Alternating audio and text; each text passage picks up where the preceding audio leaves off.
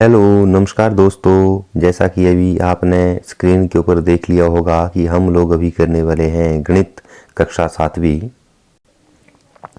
आप सभी का हमारे YouTube चैनल VSC गुरुजी में स्वागत है। अध्याय 1 पूर्णांक इंटीजर्स। हम कक्षा 6 में पूर्ण संख्याओं एवं पूर्णांकों के बारे में अध्ययन कर चुके हैं। हम जानते हैं कि पूर्णांक संख्याओं का एक बड़ा संग्रह होता है जिसमें पूर्ण संख्याएं एवं ऋणात्मक संख्याएं सम्मिलित होती हैं। आपने पूर्णांकों एवं पूर्ण संख्याओं में और क्या अंतर पाया है? इस अध्याय में हम पूर्णांकों, उनके गुणों एवं संक्रियाओं के बारे में और अधिक अध्ययन करेंगे।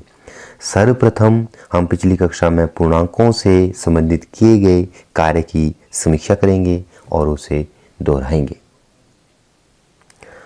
जैसा कि हम जानते हैं कि पूर्णांकों को संख्या रेखा के ऊपर कैसे निरूपित किया जाता है, ये हम लोगों ने पिछली कक्षाओं में पढ़ा हुआ है। तो अभी हम पूर्णांकों, उनके गुणों एवं संक्रियाओं के बारे में और अधिक अध्ययन करेंगे। तो दोस्तों, मैं दावा करता हूं कि आपने अगर इस वीडियो को ध्यान से देखा तो पूर्णांकों को कभी भुला नहीं पाओगे। तो दोस्तों, वीडियो का समय बचे उसके लिए मैंने आप लोगों के लिए नोट्स तैयार किए हुए हैं और इन नोट्स को मैं इसमें एक्सप्लेन करने वाला हूं। सबसे पहले हम लोग बात करेंगे इंटीजर्स की, पूर्णांक के बारे में। पूर्णांक क्या होते हैं?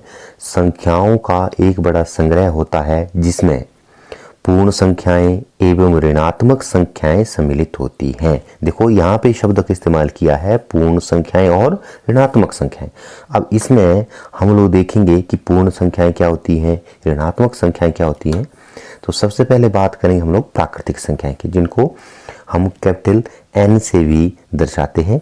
इनको बोलते हैं अंग्रेजी में नेचुरल नंबर्स, हिंदी में बोलते हैं प्राकृतिक संख्याएं। गिनती की संख्या मतलब गिनती की जितनी भी संख्याएं हैं, जैसे गिनती हम लोग जब स्टार्ट करते हैं तो 1 से स्टार्ट करते हैं, ना कि 0 से। तो गिनती की जितनी भी संख्याएं हैं, जैसे 1, 2, 3, 4, 5, 6 से लेकर अनंत तक इसका अंत नहीं है, तो इनको बोलते हैं हम लोग प्राकृतिक संख्या। मतलब प्राकृतिक संख्या कहाँ से स्टार्ट होती है? हमारी 1 से। और इन्हें ही हम हिंदू अरबी संख्या भी बोलते हैं, जो कि जीके के क्वेश्चन में भी कई बार प्रश्न आता है कि हिंदू अरबी संख्या कौन सी है। तो हम लोग बता सकते हैं कि जो 1 से स्टार्ट होती हैं, 1, 2, 3, 4 से लेके, इनको हम लोग हिंदू अरबी संख्याएं बोलते हैं। अब ये हमारी जो प्राकृतिक संख्याएं हैं, इन प्राकृतिक संख्याओं के समूह में यदि हम लोग 0 को भी शामिल कर लें, ठीक है। जैसे मान लो कि ये हमारे पास एक पोटली है और इस पोटली में हम लोगों ने एक बैग है, एक बैग के अंदर हम लोगों ने इन प्राकृतिक संख्याओं को रखा हुआ है और उसमें अगर हम लोग 0 को भी शामिल कर लें, एक ही तो संख्या ऐड की हम लोगों ने, 0। तो 0 से जब हम लोग स्टार्ट करते हैं तो इसे बोलेंगे हम लोग पूर्ण संख्याएं, होल नंबर जिसको इंग्लिश में बोलते हैं, और W से हम लोग दर्शाते हैं। तो पूर्ण संख्या कहाँ से स्टार्ट होती हैं? 0 से। 0, 1, 2, 3, 4, 5, 6 से लेके अनंत तक ये हमारे पास चलती जाएंगी पूर्ण संख्याएं। तो जैसे कि हम लोगों ने पूर्णांक में पढ़ा कि पूर्ण संख्याएं और ऋणात्मक संख्याएं सम्मिलित होती हैं। तो पूर्ण संख्याएं कहाँ से स्टार्ट हुई? 0 से स्टार्ट हुई, और ये हम लोगों ने पढ़ लिया। पूर्ण संख्या 0, 1, 2, 3, 4, 5, 6 से लेके अनंत तक चल गई, ओके। और जो ऋणात्मक संख्या है इसके बारे में हम लोग अभी पढ़ेंगे।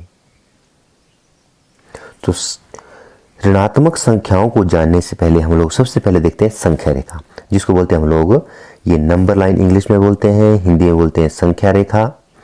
और संख्या रेखा क्या होती है? हमारे पास एक लाइन है, लाइन के ऊपर संख्याओं को इंकित किया गया है।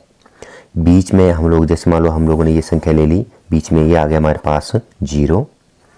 दाईं तरफ देखो, दायां पक्ष 0 से दाईं तरफ 1, 2, 3, 4, 5, 6 अनंत तक ये चलती जाएगी संख्या हमारे पास।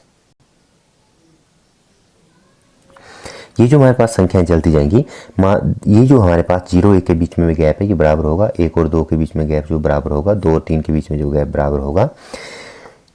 इस तरफ जो मान बढ़ता जाएगा, इस तरफ जो है वो संख्याएं छोटी होती जाती हैं।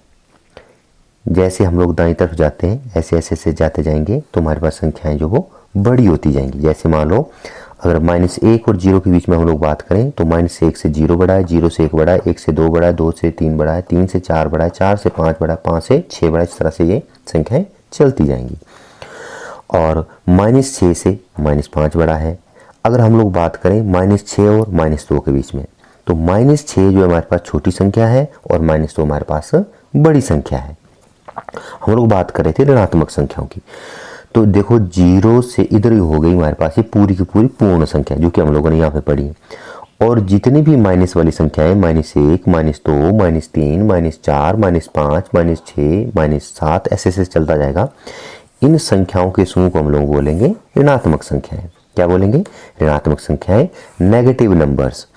और इन संख्याओं को हम लोग बोलेंगे, एक से जो हमारे पास स्टार्ट होती है अनंत चलती जाती है, इन्हें बोलते हैं धनात्मक संख्याएं, पॉजिटिव नंबर्स इंग्लिश में बोलते हैं। ठीक है, 0 किस तरफ ये बायां पक्ष, 0 किस तरफ ये दायां पक्ष, और ये पूरी की पूरी हमारे पास नंबर लाइन।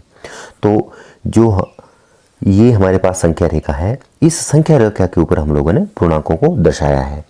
जैसे 1 भी पूर्णांक है, 2 भी पूर्णांक है, 3 भी पूर्णांक है, 4 भी पूर्णांक है, 5, 6 पूर्णांक है। 0 भी एक पूर्णांक में आता है। -1, -2, -3, -4, -5, -6 ये सब क्या है? एक पूर्णांक है। तो एक बार आप हमारे साथ बोलेंगे, पूर्णांक क्या होते हैं? संख्याओं का एक बड़ा संग्रह होता है जिसमें पूर्ण संख्याएं एवं ऋणात्मक संख्याएं सम्मिलित होती हैं। फिर से बोलेंगे एक बार, पूर्णांक इंटीजर संख्याओं का एक बड़ा संग्रह होता है जिसमें पूर्ण संख्याएं एवं ऋणात्मक संख्याएं सम्मिलित होती हैं।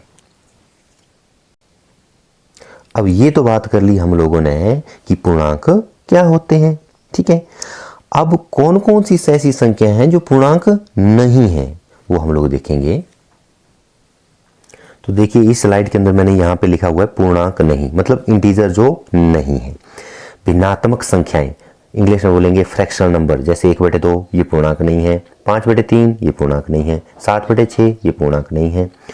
अपरिमेय संख्याएं इरेशनल नंबर्स इंग्लिश में बोलेंगे इरेशनल नंबर्स, वर्गमूल 3, वर्गमूल 5, वर्गमूल 7, इस तरह से और भी जितनी संख्याएं ये पूर्णांक नहीं है। दशमलव संख्याएं डेसिमल नंबर्स 5.7, 6.2, 8.5 ये सब संख्याएं दशमलव वाली संख्याएं जो है ये भी पूर्णांक नहीं है। अब हम क्या करते हैं, एक उदाहरण ले लेते हैं। 5, -3, -2, 0, 6 को संख्या रेखा की मदद से आरोही व अवरोही क्रम में लिखिए। असेंडिंग एंड डिसेंडिंग ऑर्डर में लिखना है, इंग्लिश में बोलते हैं हम लोगों ने सबसे पहले एक संख्या रेखा ले ली। अब संख्या रेखा के ऊपर बीच में 0 आएगा, 1, 2, 3, 4, 5, 6, 7, 8, 9 इस तरह से चलता जाएगा। इस तरफ -1, -2, -3, -4, -5, -6, -7 इस तरह से चलता जाएगा। पीछे हम लोगों ने इसके बारे में और डिटेल में पढ़ लिया। अब दाईं तरफ जैसे हम लोग चलते जाएंगे तो संख्याएं बड़ी होती जाएंगी, बड़ी होती जाएंगी, बड़ी होती जाएंगी। यहाँ से जैसे मान लो हम लोग इधर चलते जाएंगे तो संख्याएं छोटी होती जाएगी, छोटी होती जाती है और छोटी होती जाती है। ठीक है, अब आरोही क्रम, सबसे पहले हम लोग क्या करेंगे, इन संख्या को 5 कहाँ है, संख्या रेखा को 5 दर्शा लिया। -3 कहाँ है, -3 दर्शा लिया।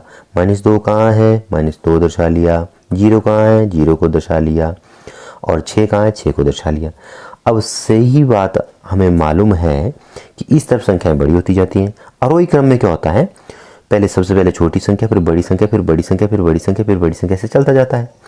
तो -3, -2, 0, +5, +6 ये आरोही क्रम आ गया। अब आएगा अवरोही क्रम, कौन सा, डिसेंडिंग ऑर्डर। अब डिसेंडिंग ऑर्डर अवरोही क्रम में हम लोग क्या करते हैं, पहले बड़ी संख्या को लेंगे, 6, 5, 0, -2, -3, तो ये हमारा आरोही अवरोही क्रम बन गया। तो आप लोगों को मैं एक होमवर्क दे रहा हूँ, प्रयास करना आप लोगों ने, क्या आप निम्नलिखित के एक पैटर्न बना सकते हैं, ये पैटर्न ज्ञात कर सकते हैं। आपने पैटर्न बनाना है इसका, और पैटर्न बनाने के बाद वीडियो के कमेंट बॉक्स में डालना है, मैं उसका आप लोगों को रिप्लाई दूंगा। पहला पार्ट है -2, -4, -6, -8। अगला पैटर्न ये 3 अंक क्या होंगे। यहाँ पे हमारे पास 5, 10, 15, 20, तो अगले 3 अंक क्या होंगे। -11, -8, -5, -2 अगले 3 अंक क्या होंगे।